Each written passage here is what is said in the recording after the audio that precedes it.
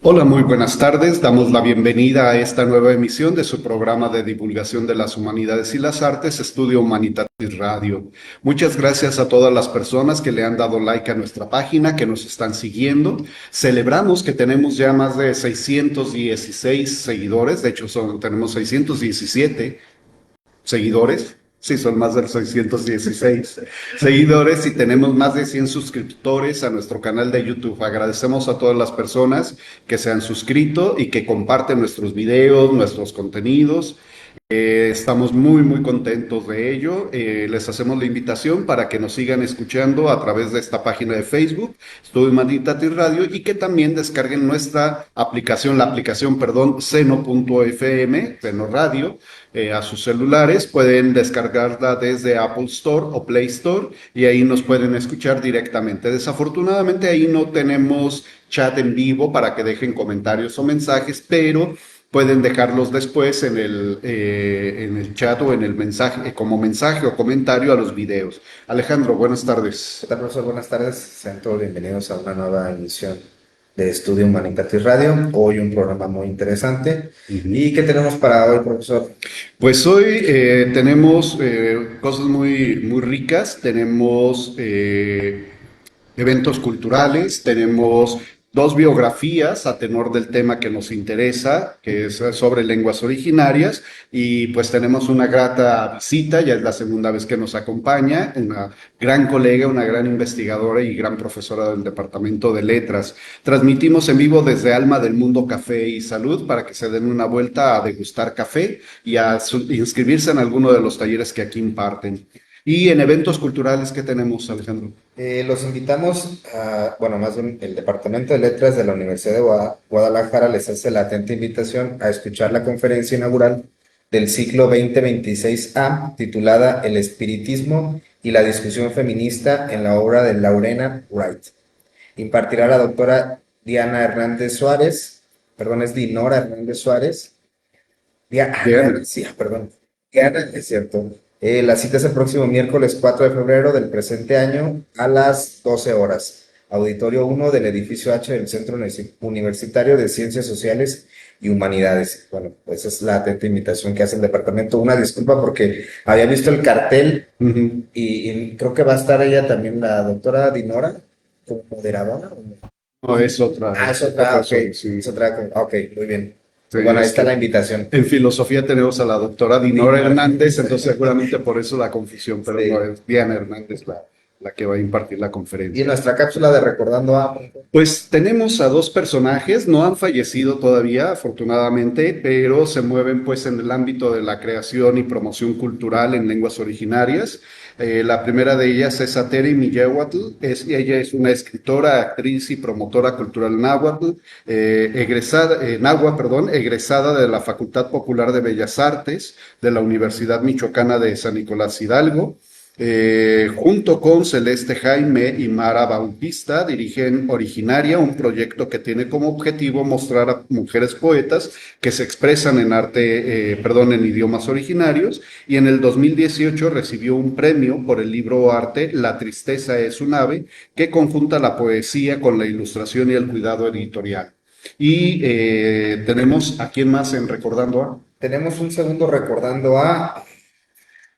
El tema es, él es un invitado que ya, pues un autor que ya ha sido invitado y que nos dio mucho gusto tenerlo en el programa porque además fue muy diferente. Cantó, nos leyó su obra poética. Él es Seferino del Ángel Santiago. Él nace en el norte del estado de Veracruz, en el municipio de Citlaltepec, del 26 de agosto de 1972. Su primer estudio superior lo realizó en el Seminario Mayor de la Arquidiócesis de Jalapa hace más de 30 años, logrando cursar hasta la teología, donde era conocido como el Botas. Ha publicado 8 libros en español y en su lengua materna náhuatl. Títulos como Poesía al desnudo, Los rostros del amor, Yo confieso, por citar algunos. Él es profesor experto en la lengua náhuatl, él es experto en pedagogía de Paulo Freire, es licenciado y maestro en psicología y filosofía por la universidad. Creo que es la Universidad de Baja California. Por la Universidad de Estaba haciendo precisamente ella también su posgrado. bueno, ese fue nuestros dos recordando a. Sí. Y pues para hablar de este tema, la deuda crítica hacia la literatura en lenguas indígenas, pues nos acompaña la doctora Reina Guadalupe Hernández Haro. Ella es licenciada en Letras Hispánicas, maestra en Literatura con mención en Teoría Literaria y doctoranda en Humanidades por la Universidad de Guadalajara, donde también es profesora de la licenciatura en Letras Hispánicas. Ella ha fungido, entre otras actividades, como dictaminadora y jurado en diversos momentos, en diversos concursos de mente inquieta, ávida de conocimiento y promotora de la lectura en la Biblioteca Pública del Estado de Jalisco, Juan José Arriola. Ella participó como docente en el sistema universitario del adulto mayor y, bueno, tiene también varias publicaciones. Fungió como presidente en la representación mexicana de la agrupación cultural Puerta Abierta Chile-México y entre sus obras publicadas están Develaciones eróticas, Espiral viajero, Mujeres que no callan, Charlas de café, entre otras. Y pues tuvimos el gusto de charlar con ella en una primera visita que nos realizó sobre poetas afrodescendientes latinoamericanas, que fue un tema bien interesante. Doctora Reina, bienvenida nuevamente a Estudio Humanitatis Radio. Muchísimas gracias por la invitación y la consideración. Pues para mí un gusto estar aquí y charlando, conversando, como siempre, ¿no? Muchas gracias. No, pues gracias a usted. Le recordamos a todos quienes nos sintonicen para escuchar este programa que pueden dejar sus preguntas, saludos, comentarios en nuestro chat en vivo. Y si están viendo el video en otras páginas donde se replica, por favor pásense a Estudio Humanitatis Radio para que puedan interactuar con nuestra invitada, que seguramente pues responderá de muy buen grado a sus preguntas. Y el tema es inquietante, desde que nos lo propuso, le comentaba Alejandro, es un tema que sí nos va a sacudir, porque se trata de una deuda hacia la literatura en lenguas indígenas y sobre todo en los medios academicistas, pues estamos muy pegados al canon, Sí. a lo que está ya como dicho en la historia de lo que sea, de la filosofía y en este caso de la literatura. Deuda crítica, ¿por qué hay una deuda crítica hacia la literatura en lengua indígena y qué clase de deuda se trata? Bueno, en el caso de la crítica hacia la literatura hay muchas deudas, ¿no? Pero justo en estos días, conversando con mis alumnos, me inquietaba esto, porque creo que tenemos además una deuda que no hemos soslayado y no hemos visto muchas de las ocasiones, que es hacia la literatura escrita en lenguas originarias. Esto implica reconocer que hay personas que no están como por abajo de nuestro sistema, ¿sí? O sea, no es subalternidad. Implica reconocer el arte, implica reconocer la palabra artística, estética, por parte de estas personas que escriben, ¿no? O sea, generalmente cuando pensamos en escritores o escritoras en América Latina, por decir algo, pensamos muchas veces aquellos que han sido publicados como por editoriales reconocidas, libros que se alcanzan a comprar en cualquier mercado, pero ante la escritura hecha en lenguas originarias, son muchos desafíos. Hace rato comentó que en aquella ocasión les hablaba de las escritoras afrodescendientes, que esto se deriva también de mi tesis, que todavía está en proceso. Y justo cuando yo pensaba en América Latina, dije, América Latina implica muchas cosas, ¿no? Y entre ello, algo que nos caracteriza mucho, o sea, diferencia, o que sí establece una diferencia, creo que muy notable con Europa, por ejemplo, es nuestros pueblos originarios.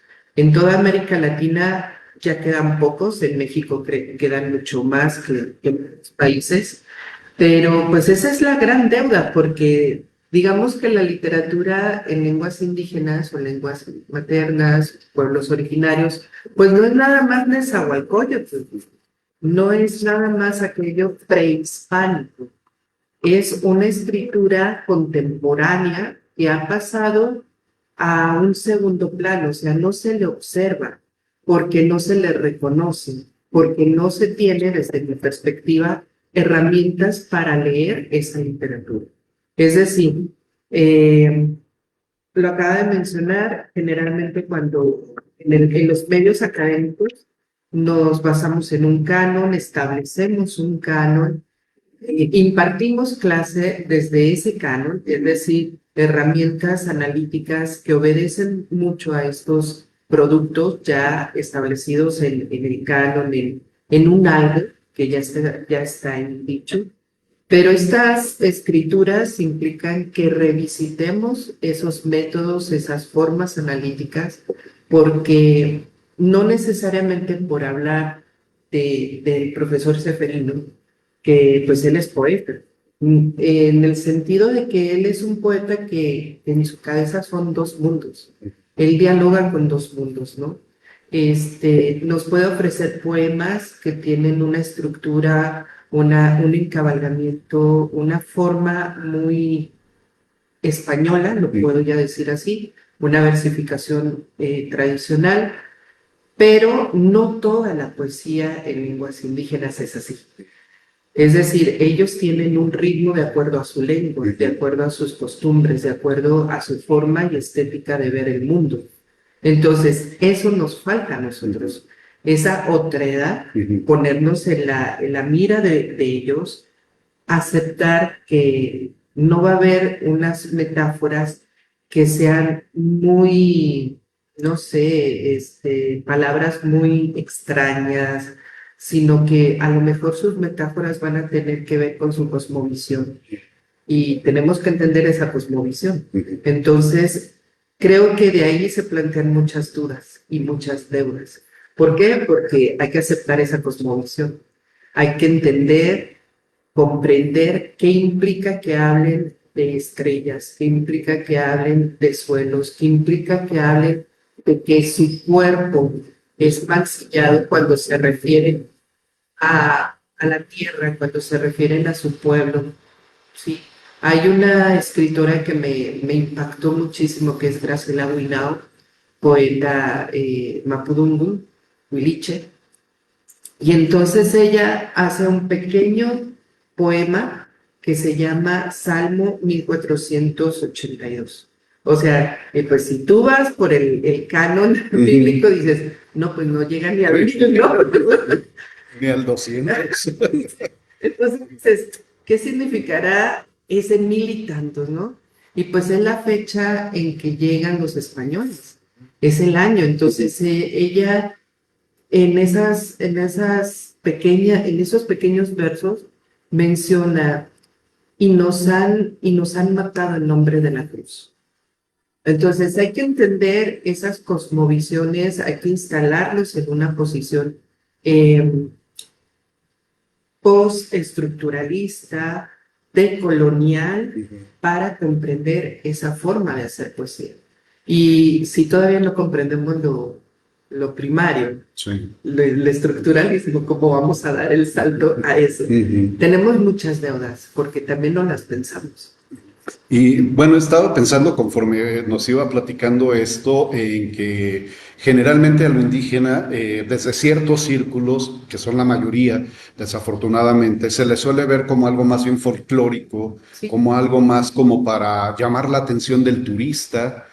Pensaba en Guillermo Bonfil Batalla con este libro del México Profundo, que de repente ignoramos el carácter de civilización de los pueblos originarios y los vemos más como en el folclore. Y me hizo pensar eso. Lo que nos decía, bueno, es que mucha gente piensa en poesía y piensa en Netzahualcóyotl, flor y canto, pero se ve más como algo arqueológico Sí. y no como algo vivo, ¿no? No.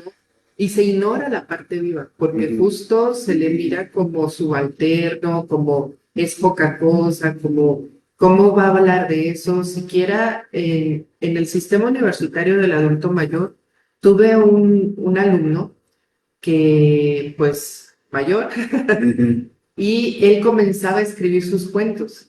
Y sus cuentos tenían que ver con leopardos, tenían que ver con osos, o sea, figuras que a lo mejor no son muy comunes entre los cuentos, ¿no? Y él muy emocionado fue a Indautor a preguntar cómo registrar sus creaciones. Un adulto mayor de más o menos 70 años Y él estaba muy feliz porque no sufrió esa discriminación, porque le dijeron, mira, no, sí, toda tu creación tienes que registrarla así, así, así, así, así. Y la cosa es que, aunque sus cuentos, desde el aspecto como más académico, tenían una estructura adecuada, él, para facilitarlos en español, hacía su traducción mental, porque él originariamente los había escrito en su lengua, que es purépecha. Entonces él me decía, es que, maestra, tú no vas a entender esto, porque esta frase implica, y ya me explicaba cosmogonías, me explicaba como las tradiciones que implicaba esa frase. O sea, esa frase que a lo mejor para mí podría haber parecido desapercibida, para él era el punto, porque significaba un enlace a lo que él creía.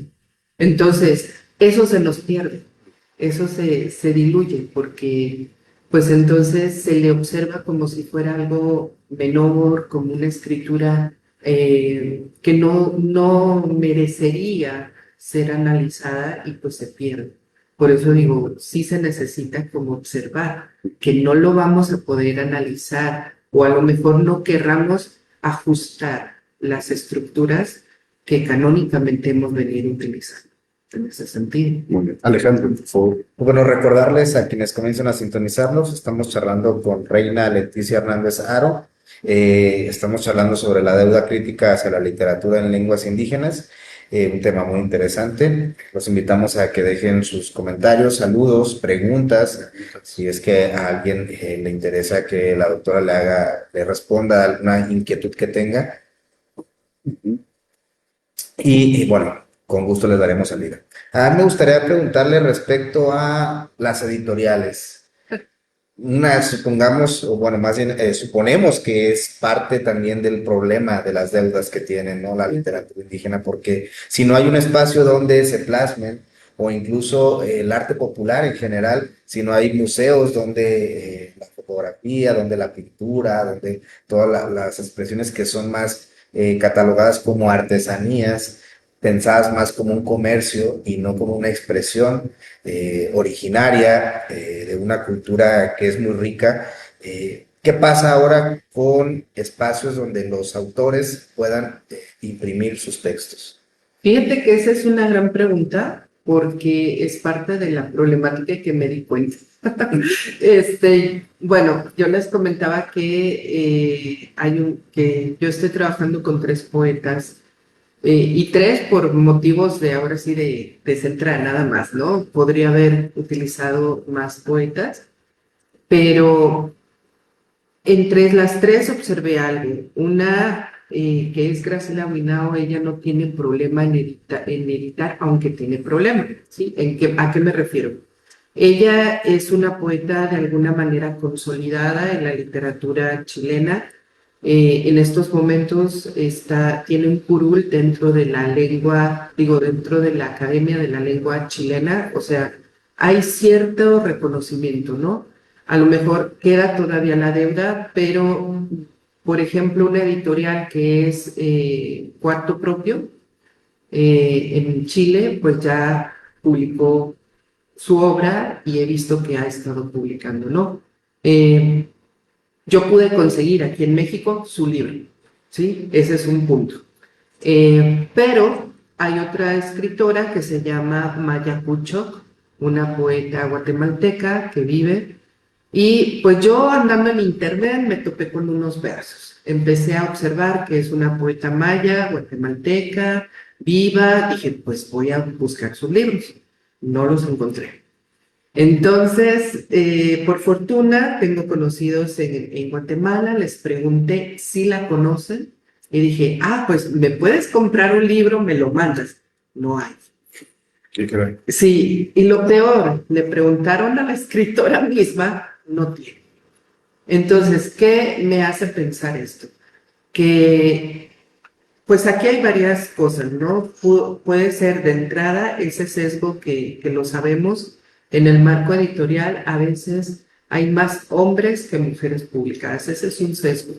Pero además, dentro las publicaciones que pueden ser de literatura de pueblos originarios es mucho menos las publicaciones en comparación a las publicaciones que pueden ser lo que yo denomino o he catalogado como mestizos, es decir, personas que de alguna manera son urbanizados y tienen contacto con la lengua hegemónica, que es el español, etcétera, etcétera, ¿no? Entonces, en ese caso, a veces las publicaciones son autopublicaciones.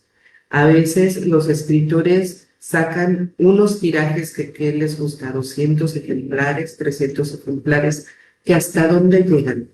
En el mejor de los casos, algún ejemplar quedaría en una biblioteca que podemos llegar a toparnos, ¿no? Entonces, es un problema. Aquí en México tenemos el premio hacia las lenguas originarias, es decir, hay publicaciones, hay financiamiento de libros que de alguna manera hacen que se vean ciertos escritores. Pero si tú comparas en el mercado editorial los libros publicados por personas de pueblos originarios, es que un 10-15% en comparación al mundo de libros que están publicados, aunque haya de diferentes categorías, ¿no? O sea, el acceso a su escritura es muy difícil a veces. Y es difícil porque, como justo, en algunas cosas, en algunas ocasiones, los escritores tienen contacto con, es decir, son personas que a lo mejor comienzan a asistir a tertulias o a lecturas o a participaciones públicas y pues se animan, ¿no? Pero en otros casos, ese tipo de acceso a la cultura o ese tipo de espacios no se brindan, mejor se les calla. Entonces, yo recuperé un nombre de una escritora mexicana, Briseida Cuevas Cobb, porque hubo una noticia en el que se decían cinco escritoras mayas leen su poesía. Y yo dije, pues vamos a ver, ¿no? Y de esas 5, ¿cuántas son de las que yo puedo decir voy a comprar el libro? Me di a la tarea de que esos 5 nombres teclearlos en la biblioteca, por ejemplo, ¿no? En el acervo, solo encontré a Briseida Cuevas Cobb. Entonces dije, ¿por qué? Si son 5 escritoras que de alguna manera si estuvieron ahí, es porque son algo reconocidas, ¿sí? Pero también me doy cuenta que ellas 5 leyeron allá por Veracruz, Yucatán. Entonces, siquiera en México no existe ese diálogo. Y eso es muy, muy fuerte. Entonces, digo, nos falta difusión, nos falta crítica, nos falta hacer escritura analítica, siquiera de divulgación de estas escrituras. Yo por eso les he colocado ciertos retos a mis grupos, les digo, como misión imposible, ¿no? Usted decide si tomar este mensaje que se va a autodestruir, ¿no? Les digo, podemos hacer ensayos, reseñas, escritos analíticos de la literatura que pues vemos en el mercado, no hay problema. Pero también les invito a que miremos la literatura jalisciense, que a veces ahí está, pero no hay quien hable de ella. Y les invito a que hablen también de esta literatura de pueblos originarios, que porque se presentó en el Museo de Artesanía, a lo mejor no le miraste como digno de él, ¿no? Entonces, pues eso es difícil. O sea, yo por fortuna, alguien de esos amigos de Guatemala hizo rolar la idea de que yo estaba buscando y dijo, yo tengo un poemario, tomaron fotos, me los mandaron, ¿no? O sea, fue así, pero es muy triste ese escenario. Me di a la tarea de buscar en las bases de datos, por ejemplo, Briseida Cuevas Cobb, y me salen alrededor de 15 resultados. De Maya Kuchok, 3. Entonces dices, no hay crítica, no hay análisis, no hay difusión. Y que eso es muy, muy triste, ¿no? en ese sentido. Bien, se me ocurren dos preguntas. Bueno, una a partir de lo que acaba de decir y otra de algo que estábamos platicando fuera del aire. Pero antes de plantearlas, para quienes nos están sintonizando, recuerden, pueden dejar sus preguntas, comentarios, saludos a la invitada. Seguramente la responderá sus inquietudes a través del chat en vivo en Estudio Humanitatis Radio. Para quienes nos están escuchando a través de seno.fm, pues bueno, podrán dejar luego sus comentarios en la caja de comentarios del video. Se me está ocurriendo a propósito de este reto, de esta dificultad o limitación o obstáculo que casi se les pone, casi de manera intencional a los y las escritores en lengua originaria del espacio para publicar. Estas personas que quieren mostrar su obra, recurren de alguna manera a las nuevas plataformas digitales para divulgar su trabajo creativo. No todos, no todos, porque en algunos de los casos, aquí enfrentamos varias cosas, creo yo. En algunos de los casos, las comunidades pueden estar muy alejadas y el acceso a medios de internet o cosas por el estilo pueden ser limitantes. Si lo observamos, por desgracia, en ocasiones a los pueblos originarios les atraviesa mucho también la pobreza. O sea, si a todos nos atraviesa, creo que ellos a veces están en cierta desventaja por varias limitaciones que nosotros mismos hemos colocado, ¿no? Que tienen que ver con la lengua, que tienen que ver con el acceso a los servicios públicos, etcétera, etcétera, ¿no? Entonces, en algunos de los casos creo que una limitante puede ser esa. En otros de los casos, aunque puedan tener acceso, hay cierta, yo comentaba que cierto interés por conservar sus costumbres, su lengua, mantenerla viva, cuando es así, ¿no? O sea, cuando los hablantes son jóvenes, cuando todavía está vigente, cuando ya las personas de lenguas originarias, de lenguas maternas originarias, pues ya son muy adultos, ya hasta su familia como que, es que la abuelita que habla, ya no se preocupan por continuar. Y esto obedece también porque el sistema, pues, ha matado esas lenguas, ¿no? Es decir, de alguna forma nosotros les obligamos y exigimos que hablen en español, ¿no? Entonces eso invariablemente va a condicionar a que si yo quiero vender mi producto, si yo quiero trabajar, si yo quiero tal, debo de olvidarme de esa tradición, debo de olvidarme de esa lengua, de esa identidad para asumir otra identidad. Entonces, pues esas son batallas, o sea, el acceso, siquiera estas personas me di a la tarea, digo, pues más o menos han de andar en estas edades, ¿verdad?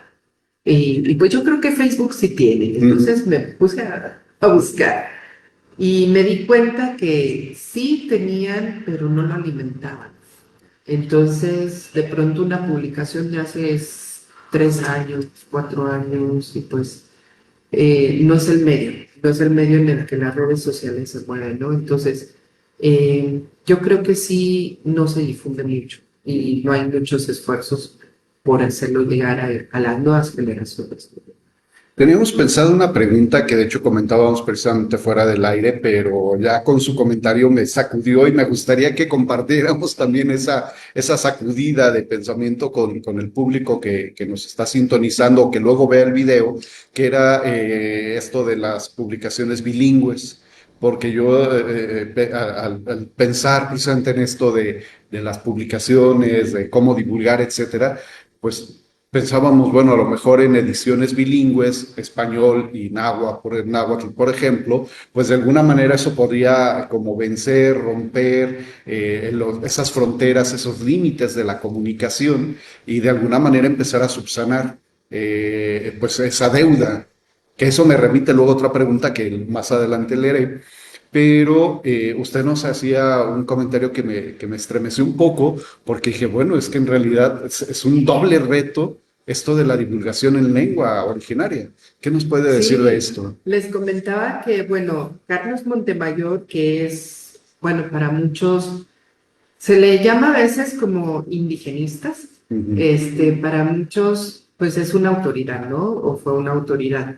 A mí me sacudió un comentario que él expone en sus libros. Dice, claro, para nosotros pensar en un escrito en nuestra lengua en español, pues sí, lo gozamos, lo disfrutamos y todo, pero a veces los escritores no hablan el español. Entonces, se tiene que buscar un traductor que hable esa lengua más el español y pues ahí, en términos teóricos, ya hay otra creación, ¿sí? O sea, ya otra persona tuvo que modificar como lo que sucede, por ejemplo, entre Edgar Allan Poe y Julio Cortázar, ¿no? Pues si no hablas inglés, pues te lees a Julio Cortázar, pero la creación, aunque es muy buena traducción la que hace Julio Cortázar, pues ya en su traducción ya le metió palabrillas, ¿no? Ya le metió ritmos. Y que entonces él decía, en este caso, los escritores que no hablan español, se recurre a un traductor, pero el traductor ya le metió por ahí palabrillas. Entonces, en realidad no tenemos la versión, la intención, la palabra original de ese escritor. Esa es una cosa.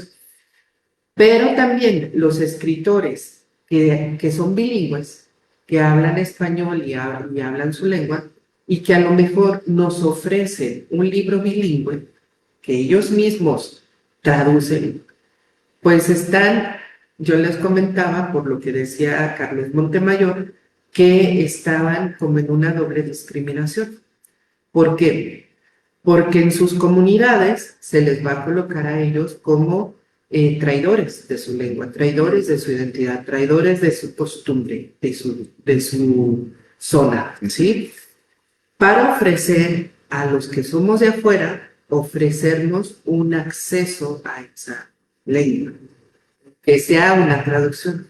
Pero también de este lado hay una discriminación porque se le considera una literatura como baja, ¿no? O sea, como una literatura que no le prestamos atención.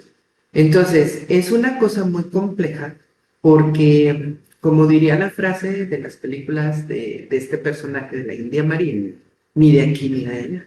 O sea, están en un punto en que en su comunidad puede ser, no quiere decir que así sea. Según lo que dijo por Carlos Montemayor, pues puede haber esa situación, ¿no? De algunos grupos, porque lo sabemos, hay pueblos originarios que son muy recelosos de sus costumbres, de su lengua, de su situación, y entonces son muy cerrados, ¿verdad? A que ingresen alguien externo, ¿no?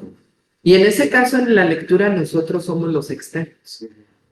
Y ellos nos están dejando ver elementos, aspectos que pues son muy propios de su identidad, de su cultura. Esa es la cosa. Entonces, sí es complejo, pero pues yo pienso que, bueno, desde mi perspectiva como analítica de la literatura, pues no deberíamos de marginarnos por eso, todo lo contrario, acercarnos y a lo mejor dejarnos envolver por esas escrituras, interesarnos por esas culturas, en lugar de, pues decir, no, ni me van a querer, ni me van a catalogar como extranjera, ¿no? Pues sí, somos extranjeros. Se me ocurre otra pregunta en función de esto último que dice, pero quiero cederle la palabra a Alejandro, porque también quiere preguntarle cositas. Pues bueno, para quienes comienzan a sintonizarnos, estamos charlando hoy con Reina Guadalupe Leticia Hernández Haro. Estamos charlando sobre la deuda crítica hacia la literatura en lenguas indígenas. Recordarles que pueden dejar sus comentarios, saludos y preguntas en el chat en vivo del Facebook. Ahí me surgió una pregunta respecto, y continuando también con la respuesta que nos dio a esta cuestión de la deuda de las editoriales, con la deuda de las bibliotecas públicas ahora, porque charlando con una amiga, y bueno, se ha vuelto ya una amiga, pero es una encargada del piso, creo que 2, Selene, justamente charlábamos alguna vez que dentro del catálogo de la Biblioteca Contemporánea debería haber un catálogo de lenguas indígenas, y no solamente de lenguas indígenas, sino de trabajos que ahí en ese apartado hubiera también trabajos analíticos de esas mismas obras, y creo que eso le daría un espacio más digno y en el sentido pues que toda esa obra estuviera junta y que alguien seguramente que va a la biblioteca y quiere agarrar un libro, por ahí le diera curiosidad y se fuera dando difusión, además de que hubiera un espacio donde las obras se encontraran tal cual, ¿no? Quizás no la puedes encontrar, comprarla directamente, pero sabes que en la biblioteca pública está ese apartado y pudiéramos encontrarlo. ¿Qué opinaría respecto de eso? Porque sí, yo platicaba con ella y decía, bueno, es que sí, pero se trata como obras indígenas pero en la biblioteca histórica. No todos tienen acceso a esa biblioteca, por lo tanto, pues está ahí relegada. Pero acá en los acervos contemporáneos es complicado. Bueno, al menos yo no he visto en una biblioteca pública en acervos contemporáneos que haya eso. Fíjate que ahí es bien curioso porque a lo mejor pasa desapercibido. En la Biblioteca Pública del Estado de Jalisco, en el piso 3, contemporáneo, está el espacio de pueblos originarios. Y ahí la encargada es Silvia Ordón. Ella digamos que es de un pueblo originario. Ella es trilingüe creo, porque creo que también habla francés. Entonces, eh, es un espacio. Yo ahí es donde me voy como a investigar esta parte y me encanta porque pues está solo. O sea, me encanta por eso, pero qué triste que esté solo en ese sentido, ¿no? Y Nilvia es una persona muy amable, muy dedicada. eh, Ella trata de tener no nada más aquello que pueda ser como atractivo históricamente, sino también aquello que trata de cualquier pueblo originario de América Latina. O sea, ahí encuentras libros que han sido publicados de la literatura huiliche o de la literatura purépecha, pero si vemos ese espacio en comparación con toda la biblioteca, es un espacio súper pequeñito. O sea, la mitad de este espacio. Es un espacio súper pequeñito. Y que, pues diríamos, puede crecer, sí, sí puede crecer. Sería genial que ese espacio se creciera con todas las publicaciones de las personas, por ejemplo, del maestro Seferino, que yo creo que sí está ahí. He visto algunas publicaciones, pero de todas estas colecciones que de pronto las instancias de gobierno han promovido, deberían de estar ahí siempre. O sea, yo creo que es necesario. A veces dicen, no, es que eso es una especie de discriminación porque, bueno, los estás apartando, pero yo creo que si esos libros estuvieran en el acervo contemporáneo, sí, entre medio de todos los libros se perderían más, porque ni siquiera detectarías que están escritos por personas que no necesariamente hablan español, si quieren, ¿no? O sea, que están hablando en una lengua indígena. En ese sentido, pues debería de ser más visible. Quizás darle más difusión. Más difícil. Y, por ejemplo, en el CUSH, al menos no recuerdo yo que hay un espacio así, por ejemplo, que es quizás las bibliotecas más recurridas por los estudiantes son precisamente las de sus centros universitarios. Exacto. Y quizás ahí hay una deuda también importante y que las universidades pueden y tienen los recursos para hacerlo, pero que quieran. Y hay muchos deudores, es decir, hemos hablado de los círculos académicos que nos acercan a esta literatura, de las editoriales, pero estaba pensando también precisamente en los lectores como deudores también, porque uno se acerca a lo mejor a estos textos, a esta literatura, pero si no son ediciones bilingües, por ejemplo, pues yo que no sé náhuatl, pues a lo mejor las dejo, ¿no? Porque no tengo manera también de entender lo que me está transmitiendo, por lo que nos decía también hace rato sobre, pues hay toda una cosmovisión que habría que comprender para entender el fondo. y ligar algo más que la mera lectura exterior de palabras con una comprensión del mundo, una visión del futuro, una visión de la existencia de la persona. Era algo que dialogábamos con el maestro Seferino, precisamente porque al momento de que él nos leía sus poemas, luego nos platicaba desde su propia comprensión de su lengua y su historia y su cosmovisión, pues lo que significaban eso, y uno se quedaba, híjole, yo sí leo esto, pues ¿cómo lo voy a entender? Entonces creo que también los lectores tenemos el reto y el deber moral de acercarnos a la lengua. Ya nos habla usted de comprender, conocer algo de la gramática, y también quería como preguntar si el que haya tantas variantes de lenguas, que lo comentábamos fuera del aire también, tantas variantes del náhuatl, por ejemplo, o de a lo mejor lenguas más regionales como el zoque, por ejemplo, no sé si haya variantes o no, eso sea también una limitación. Perdón, antes de su respuesta a estas inquietudes,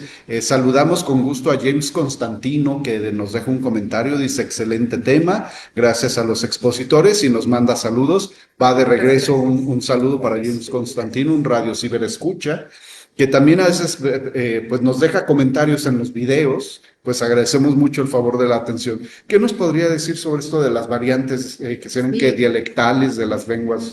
Sí, hay muchas variantes. Por ejemplo, en el maya también hay muchas variantes, ¿no? No es la misma forma como hablan, no sé, en el maya que está en México, por decirlo, al maya que está en Guatemala. Y que cierto es que cuando son hablantes bilingües, cuando nos ofrecen esta traducción, se puede decir, al español, pues facilita muchos procesos, ¿no? Pero también eso nos hace, bueno, a mí a veces me da esa, esa culpa, porque digo, sí, nos ponemos a estudiar inglés, francés, portugués, ¿qué les gusta, no? Lenguas europeas, la mayoría, y las consideramos lenguas extranjeras, se inscriben como lenguas extranjeras, te da hasta cierto posicionamiento social, no sé, un estatus, todo eso, pero no dices, me voy a estudiar náhuatl, ¿no? O me voy a estudiar zoque. Y siquiera cuando lo haces, como que pareciera un doble desafío, ¿no? Las personas que lo estudian estoy estudiando inglés, pero también estoy estudiando náhuatl, como si fuera algo que cargar, ¿no? Como si fuera una culpa. Y sí, yo hago mi mea culpa porque digo, porque no me he preocupado por siquiera acercarme a la parte más estandarizada de esas lenguas, ¿no? Que es cierto, hay variantes, siquiera en los libros de texto gratuitos que publicó el CONALITEF en algún momento, hacía esas variantes, publicaba los textos y decía variante tal, ¿no? Del norte, del sur, etcétera. Pero tampoco nos hemos acercado como a lo más estándar. Entonces, ya deja las variantes, porque las variantes son a lo mejor en ciertas palabras, ciertas inflexiones o ciertas pronunciaciones, pero no nos hemos acercado a las estructuras estándares de esas lenguas, y que creo, como bien lo dice, es una deuda que tenemos como lectores. No nos hemos preocupado por nosotros en ese sentido. ¿Y dónde está la inclusión? ¿Verdad? Sí, tiene razón. Perdón, antes de cederle la palabra a Alejandro Gómez, Bonnie Coslet nos dice, interesante tema, un saludo también de regreso, y nos dice además, gracias por darnos conciencia de la importancia de estas lenguas nativas en nuestra cultura, gracias a la expositora. Muchas gracias. Gracias también a Bonnie Coslet por sintonizar este programa y escucharnos y dejar sus comentarios. Para los demás espectadores que nos están escuchando y viendo a través de Facebook, dejen por favor sus comentarios, preguntas, saludos en el chat en vivo. Si están viendo este video en las otras páginas donde se replica, pásense Estudio Humanitatis Radio, porque en las otras páginas no podemos ver los comentarios o saludos, entonces pásense para acá. Alejandro, por favor. Sí, además, lo que comentaba la doctora respecto de que se exige, de hecho es una exigencia ya del sistema académico, que alguien que está estudiando tenga que estudiar una lengua extranjera, pero ¿y por qué no una lengua indígena? O sea, podría haber la elección de alguno de los dos partes, ¿no? Que me parecería muy interesante, que además funciona también como un aparato de discriminación. Si a ti no te interesan las lenguas extranjeras, pues no puedes seguir ir a aspirar a una maestría, un doctorado menos. Entonces, bueno, me parece que ahí también el discurso de la propia universidad, del propio sistema de educación es uno, pero es contradictorio con respecto de ciertos requisitos, ¿no? Yo recuerdo haber ingresado a la licenciatura, a mí nunca me dijeron, pues estudiar náhuatl y cursa los 6 semestres y con eso vas a pasar tu lengua extranjera. Porque si te fijas, es un sistema también colonizador. O sea, es decir, como nuestra visión viene europeizada, occidentalizada, y pues allá no hay hablantes de náhuatl, de zoque, pues no lo van a considerar. Pero lo más, o sea, lo que a mí en algún punto, en el Departamento de Letras se ofreció conferencia inaugural, un tema que a mí me sacudió, porque dije, sí es cierto, o sea, a las personas que acceden a una educación universitaria y siendo de pueblos originarios, no se les reconoce su lengua como originaria. Es decir, ellos forzosamente tienen que aprender inglés, y es decir, no se les reconoce que el español ya es una lengua extranjera para ellos. Porque eso debe de ser per se, o sea, tú debes de hablar español. Ya lo que hables de esas otras lenguas es lo extranjero. Oye, pero yo hablo náhuatl, ¿no me lo reconoces? No, eso no está en el sistema. Y eso me parece muy fuerte, porque entonces, claro, cuando yo lo veo desde esa perspectiva, ellos tienen 3 lenguas y yo nada más tengo 2. ¿No? Sí, es verdad. O sea, ellos tienen, no sé, náhuatl, español, inglés. Yo español e inglés, ¿no? Entonces, deberíamos estar nosotros en desventaja en comparación de eso, y no sucede.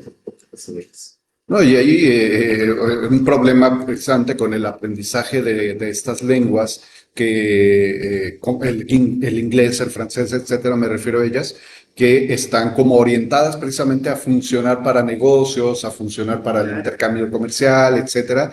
Y pues náhuatl, otomí, níger y rárica y quién sabe cuántas más, hay como 68 grupos lingüísticos o lenguas reconocidas originarias en México, pero el problema es que hacia afuera no hay esa proyección precisamente, y eso es lo que es esta colonización, imposición, que obliga a los hablantes originarios a aprender estas otras lenguas, ¿no? Como el español. Yo le recuerdo haber visto alguna vez hace muchos años, muchos años, un documental que se me hizo interesante y que de alguna manera tiene que ver un poco a lo mejor también con estas limitantes de asomarnos al mundo de los pueblos originarios, porque era de una tradición cultural, de una cultura en Perú, me parece, o Bolivia, no recuerdo. El caso es que se me hace muy interesante porque ellos, para tratar con los blancos, les decían, para los blancos yo me llamo, no sé, Juan Pérez, pero mi nombre, mi verdadero nombre, decían así en el documental, mi verdadero nombre es tal, y lo enunciaban en su lengua originaria. Sin embargo, para dialogar, para interactuar, no se hablaban o no se les permitía interactuar con su lengua originaria, ni ellos querían hacerlo, porque decían en el documental, es que eso es como una perversión precisamente de nuestra lengua. Y me hizo evocar eso cuando usted nos hablaba de esta como doble discriminación que enfrentan algunos autores. ¿No es también una especie como de pisarse el vestido ellos mismos al momento de, pues no queremos soltar todo lo que nuestra cultura es, y traducirla, hablarla en otra lengua, de tal manera que eso violenta de alguna manera también la propia cultura?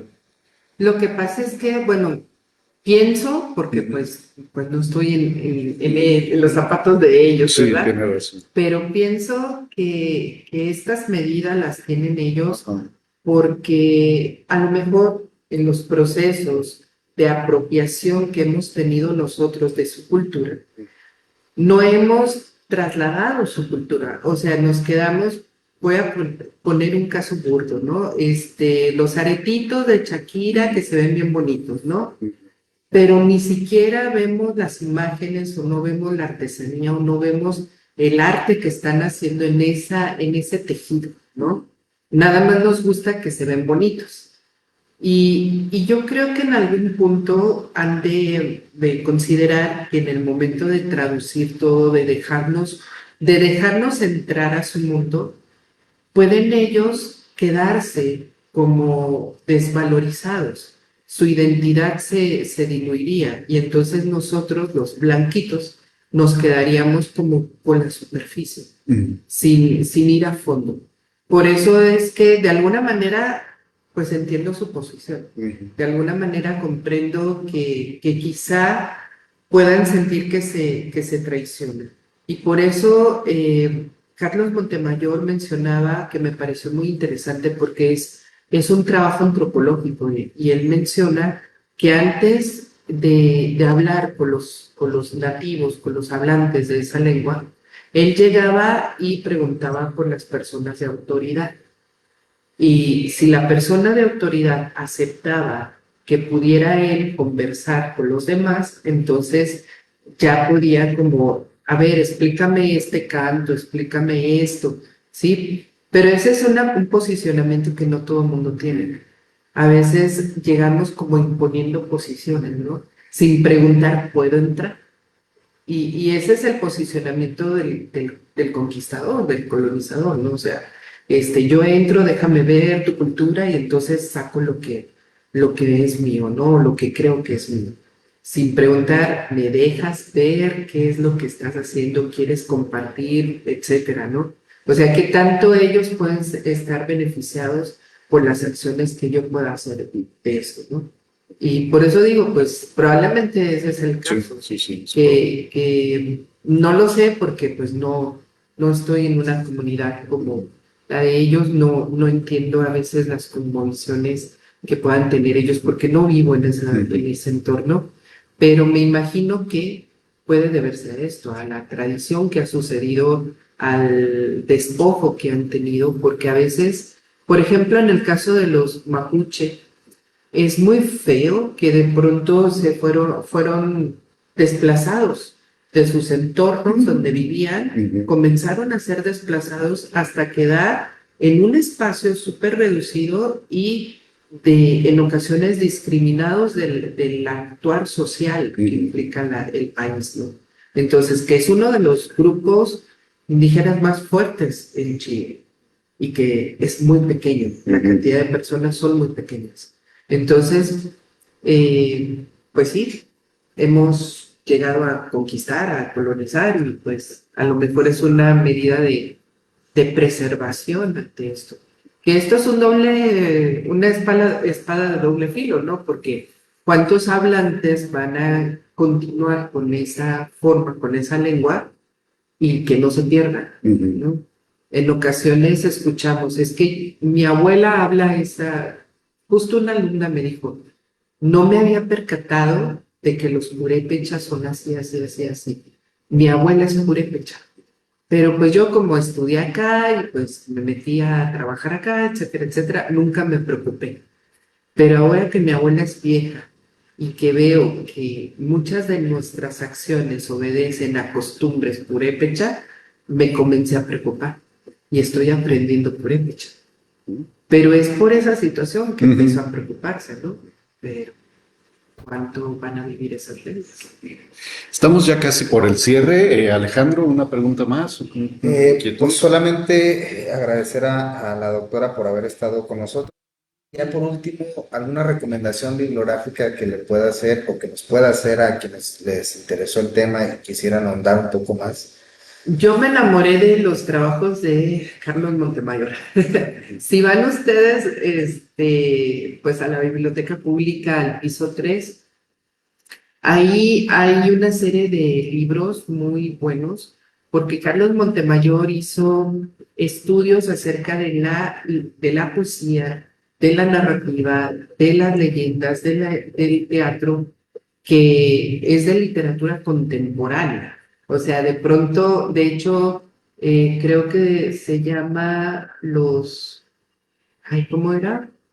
Algo de creo que tiene un libro que se llama Los Nahuas o los Mayas, no, los Mayas contemporáneos. Y pues uno lee a los mayas y piensa así en prehispánicos, etcétera, etcétera. Pero cuando viene la palabra contemporáneos me inquietó porque también la portada no hace mucha justicia, pone esculturas antiguas y todo eso. Pero empecé a ver que hablaba de personas, de poetas, de narradores de 1990, ¿no? Que pues en aquel momento eran contemporáneos, ¿no?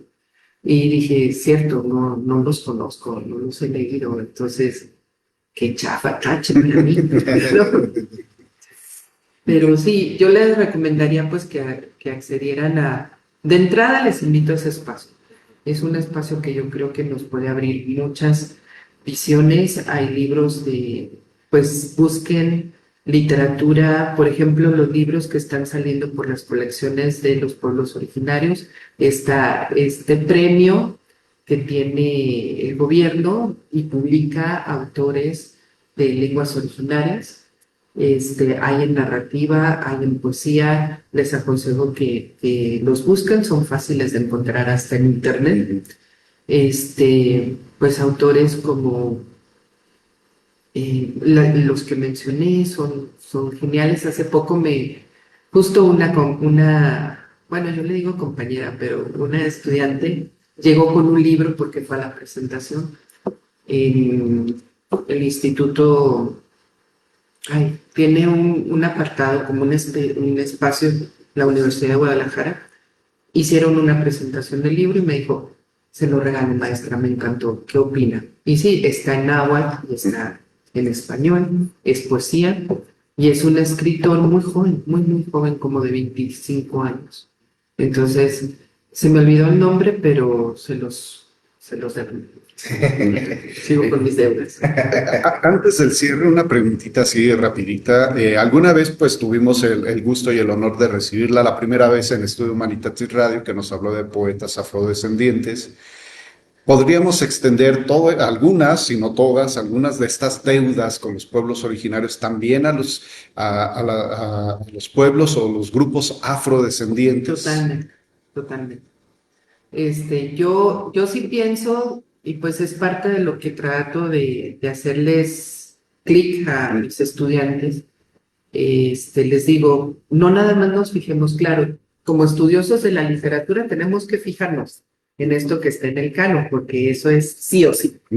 Pero también miremos estas otras literaturas, escrituras que no han tenido crítica.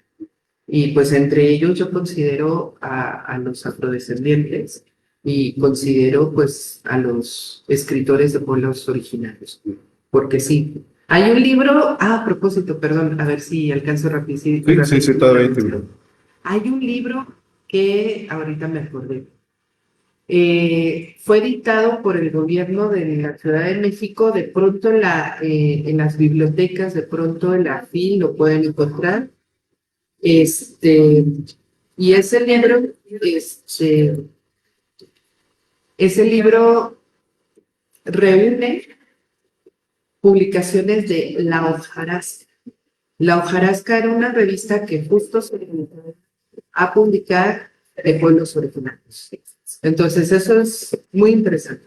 Muy bien, pues ahí está. Agradecemos a la doctora Reina Hernández Haro por habernos acompañado con este tema tan interesante, a todas las personas que le dieron like, que compartieron el video y que nos dejaron sus comentarios en el chat en vivo.